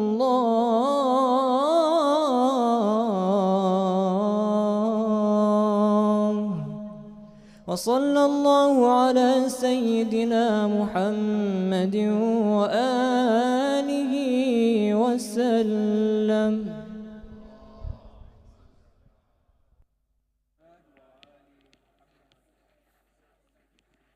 أستغفر الله ربي وأتوب إليه. الله أكبر الله أكبر. أشهد أن لا إله إلا الله. أشهد أن لا إله إلا الله. أشهد أن محمدا رسول الله. أشهد أن محمدا رسول الله. اللهم صل على محمد وآل محمد. أشهد أن علي ولي الله. أشهد أن عليا حجة الله. حي على الصلاة حي على الصلاة حي على الفلاح حي على الفلاح حي على خير العمل حي على خير العمل. قد قامت الصلاة قد قامت الصلاة. الله أكبر الله أكبر. لا إله إلا الله. الله أكبر. بسم الله الرحمن الرحيم. الحمد لله رب العالمين الرحمن الرحيم مالك يوم الدين. إياك نعبد وإياك نستعين. اهدنا الصراط المستقيم صراط الذين أنعمت عليهم غير المغضوب عليهم ولا الضالين.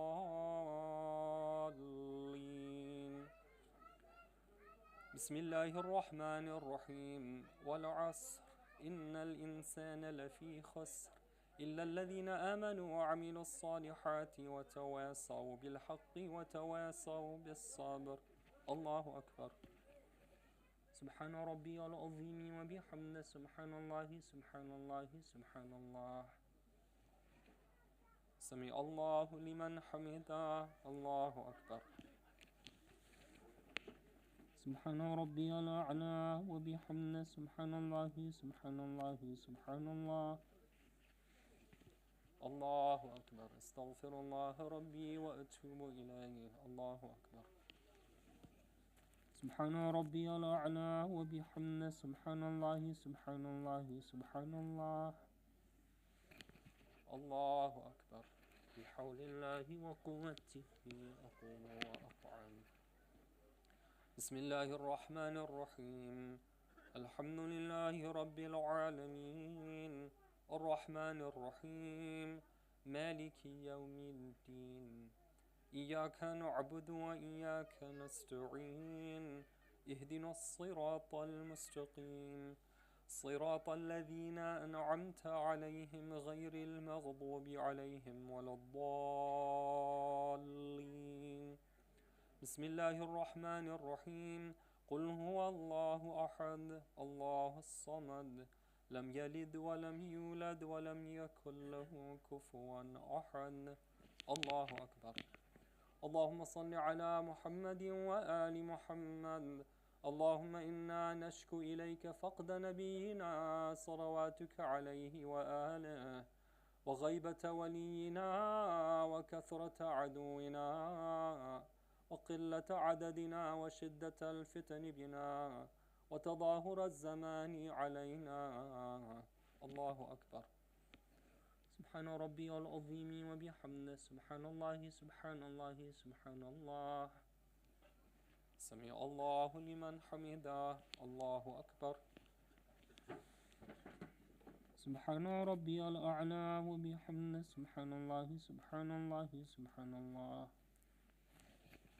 الله أكبر. أستغفر الله ربي وأتوب إليه.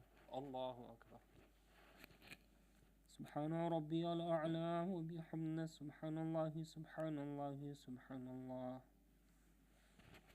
الله أكبر. الحمد لله.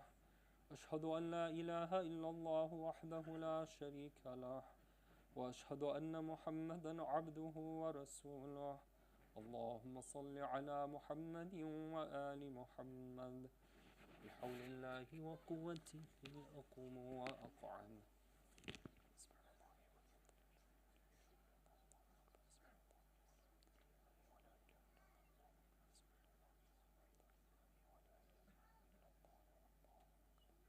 الله أكبر. سبحان ربي العظيم وبحمده. سبحان الله سبحان الله سبحان الله. سمع الله لمن حمده. الله أكبر. سبحان ربي الأعلى وبحمده. سبحان الله سبحان الله سبحان الله. الله أكبر. أستغفر الله ربي وأتوب إليه. الله أكبر. سبحان ربي الأعلى وبحمده. سبحان الله سبحان الله سبحان الله. اللهم صل على محمد وآل محمد. عظم الذنب من عبدك فليحسن العفو من عندك يا كريم. الله أكبر. الحمد لله. أشهد أن لا إله إلا الله وحده لا شريك له، وأشهد أن محمدا عبده ورسوله. اللهم صل على محمد وآل محمد. السلام عليك أيها النبي ورحمة الله وبركاته. السلام علينا وعلى عباد الله الصالحين. السلام عليكم ورحمة الله وبركاته. الله أكبر. الله أكبر. الله أكبر.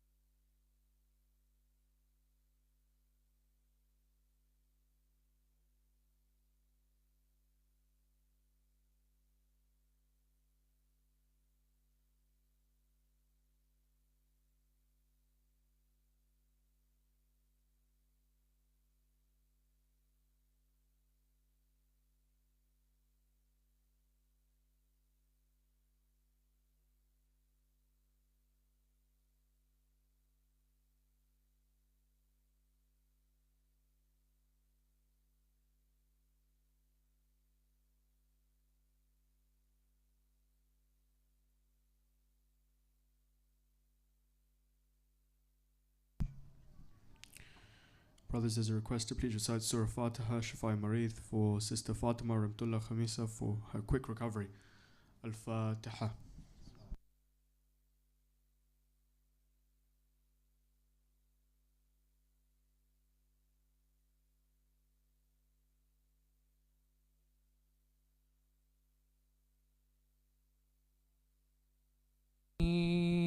اللهم صل على محمد وآل محمد. اللهم إني أسألك موجبات رحمتك وعزائم مغفرتك والنجاة من النار ومن كل بلية والفوز بالجنة والرضوان في دار السلام وجوار نبيك محمدا عليه وآله السلام. اللهم ما بنا من نعمة فمنك، لا إله إلا أنت، أستغفرك وأتوب إليك.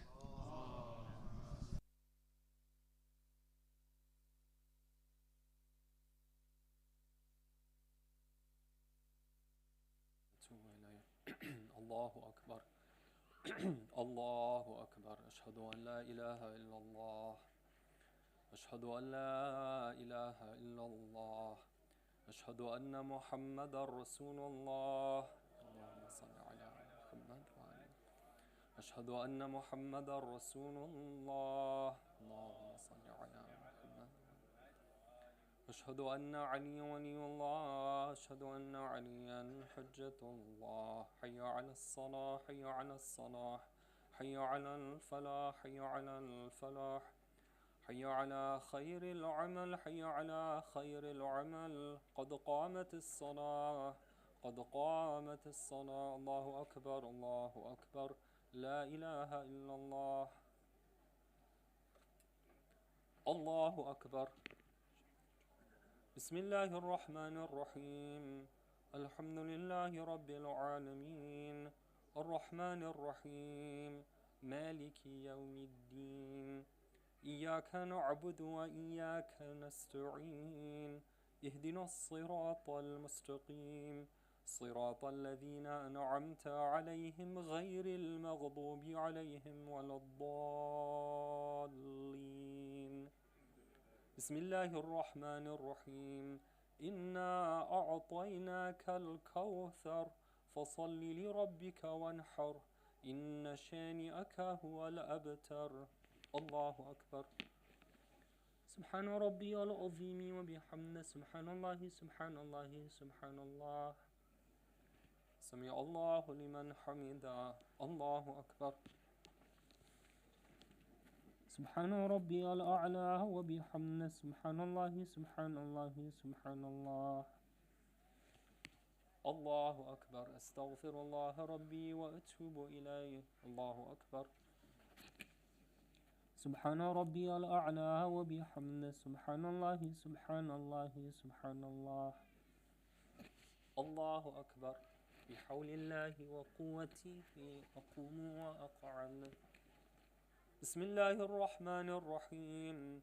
الحمد لله رب العالمين، الرحمن الرحيم، مالك يوم الدين. إياك نعبد وإياك نستعين.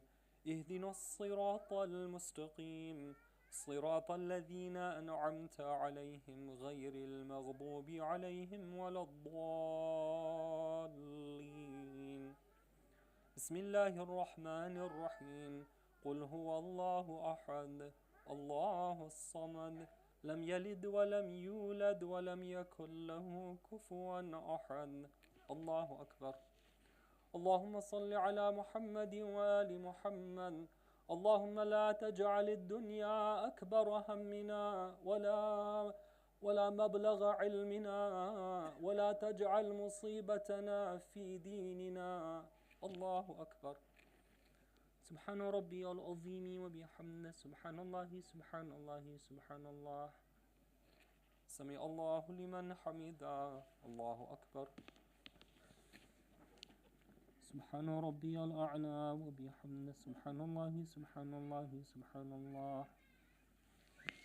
الله أكبر. أستغفر الله ربي وأتوب إليه. الله أكبر.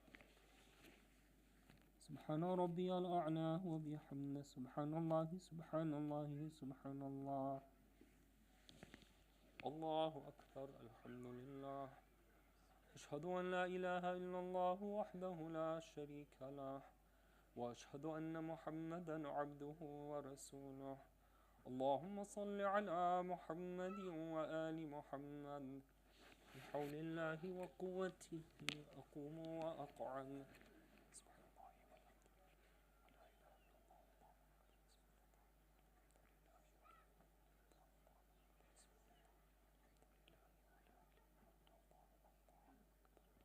الله أكبر. سبحان ربي العظيم وبحمده سبحان الله سبحان الله سبحان الله. سمع الله لمن حمده. الله أكبر. سبحان ربي الأعلى وبحمده سبحان الله سبحان الله سبحان الله. الله أكبر. أستغفر الله ربي وأتوب إليه. الله أكبر. سبحان ربي الأعلى وبحمده سبحان الله سبحان الله سبحان الله. الله أكبر. بحول الله وقوته أقوم وأقعد.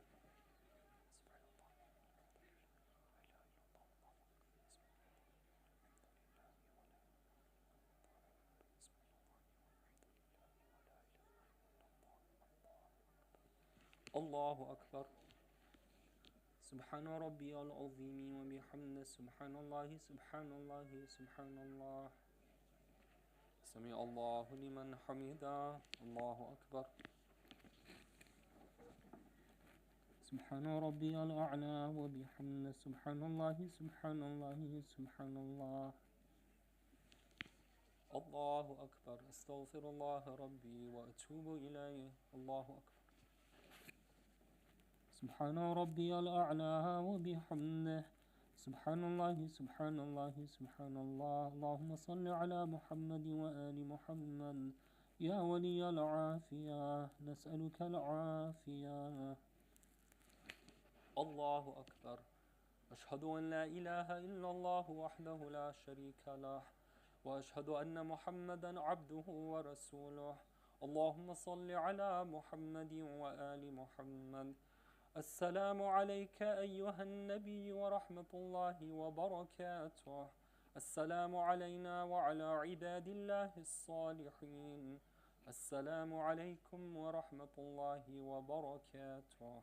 الله أكبر. الله أكبر. الله أكبر.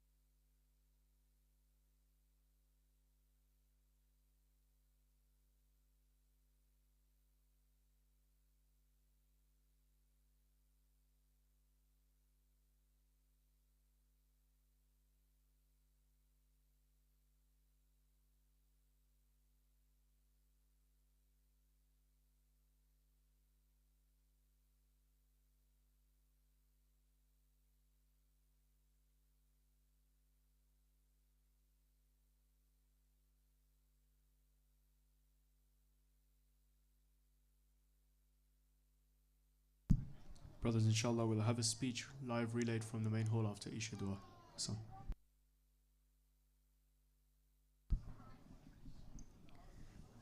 بسم الله الرحمن الرحيم اللهم صل على محمد وآل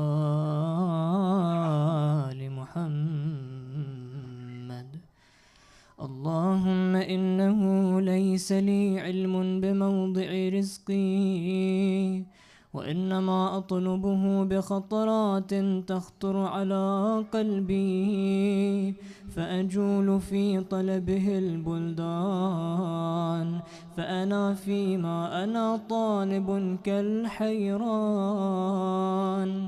لا أدري أفي سهل هو أم في جبل، أم في أرض أم في سماء، أم في بر أم في بحر، وعلى يدي من ومن قبل من. وقد علمت أن علمه عندك وأسبابه بيدك، وأنت الذي تقسمه بلطفك وتسببه برحمتك.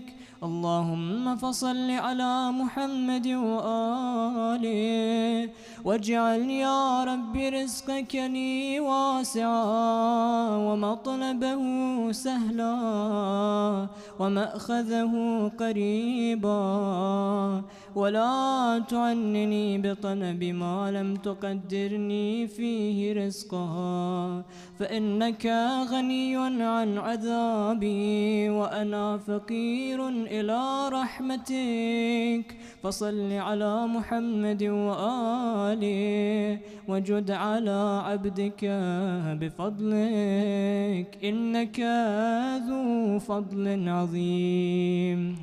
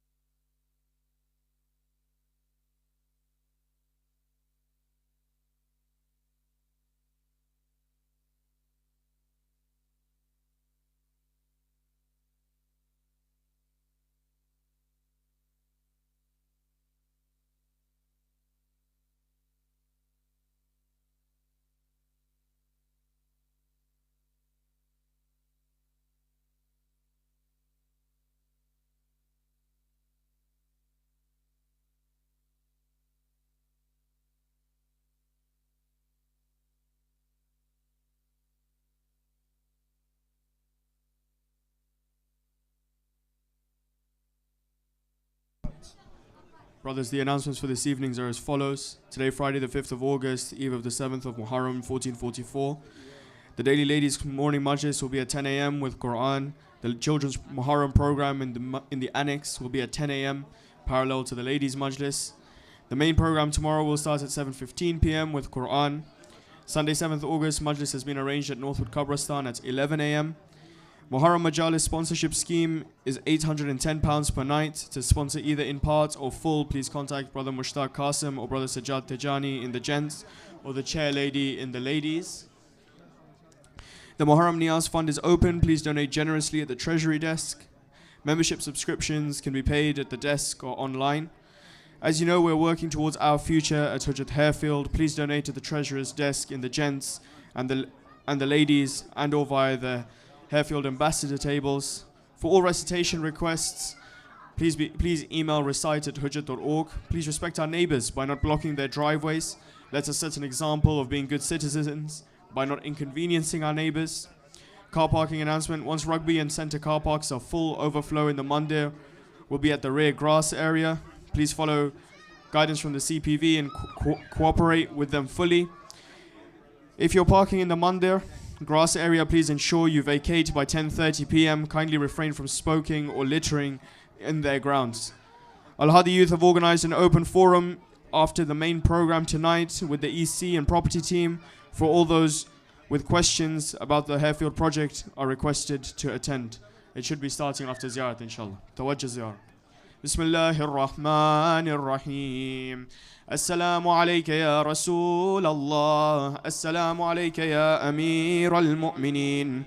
السلام عليك يا فاطمة الزهراء، السلام عليك يا خديجة الكبرى، السلام عليك يا حسن المجتبى، السلام عليك يا حسين الشهيد بكربلاء، السلام عليك يا 9 المعصومين من ذريتك، علي بن الحسين ومحمد بن علي وجعفر بن محمد وموسى بن جعفر وعلي بن موسى ومحمد بن علي وعلي بن محمد والحسن بن علي والحجة بن الحسن، أجل الله فرجه وسهل الله مخرجه وظهوره. والسلام عليكم ورحمة الله وبركاته. بسم الله الرحمن الرحيم. اللهم كن لوليك الحجة بن الحسن صلواتك عليه وعلى آبائه في هذه الساعة وفي كل ساعة وليا وحافظا وقاعدا وناصرا ودليلا وعينا حتى تسكنه أرضك توعا وتمتعه فيها طويلا. اللهم صل على محمد وآل محمد.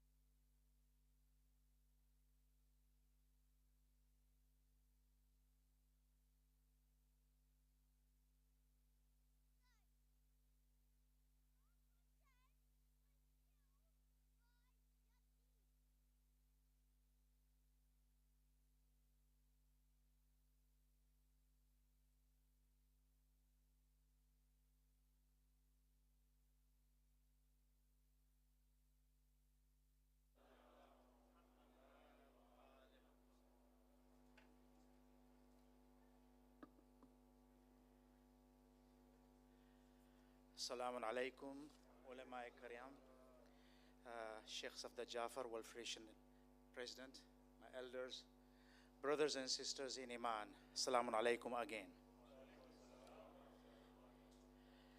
I was told it's Friday, and I was told there's no time limit. So I hope you are rested and well hydrated in this warm weather. Why do I say hydrated?